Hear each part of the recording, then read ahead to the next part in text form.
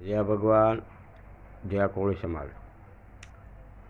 હવે આજની તારીખમાં ઘણા આપણે વિડીયા જોયા, એમાં આપણા કાંક તળપદા કોળી સમાજનું ક્યાંક બાંધણું શું છે. ઘણા માર્યા છે, ઘણાને બહુ દાદાને જેલમાં નાખી દીધા, એમ વાત સાંભળાને. હવે વિચાર કરી લો, આપણે તળપદા કોળીમાં કેટલા ધારાસભ્ય છે, કેટલા મોટા મોટા નામચી માણા રાજકારણીયા છે. ગમેનો તમે સંપર્ક કરજો, જો કોઈ તમને કાંઈ હલે મારવા આવે તો મને કહેજો.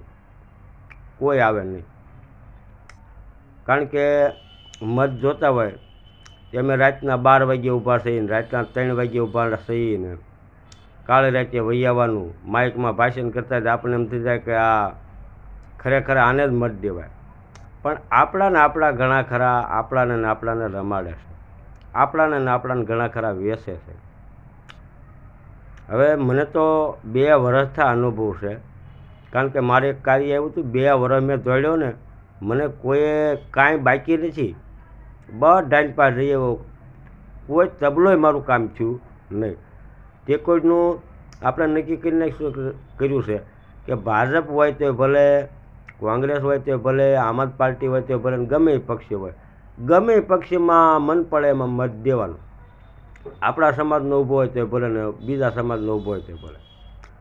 ગામડે એવી ટોળિયું ભેળ્યું કરે કે ભાઈ આ બધા ભાજપમાં મત દે એમ છે, આ બધા કોંગ્રેસમાં. આપણને કોઈ પક્ષીય બાબતનો કોઈ વિરોધ જ નથી, પણ આપણા વેચી અને ક્યાંય તબલોય હાલતું નથી. કારણ કે આપણે ઘણા ખરાને રાજકારણી અને બીજાના રાહે તો જીવવાનું હોય, એમાં શું હાલે પૂછડું. અને હાલતું હોય તો જેવા મારી પાસે લાટ હજી આપણા કોળી સમાજના કામ પડ્યા, કોઈક કરી દે ને. આમને વાફા ઠોયા કરે માઇકોમાં, આમ કરી નાખીને તેમ કરી નાખી, કોઈથી કાંઈ થતું નથી ભલામણા.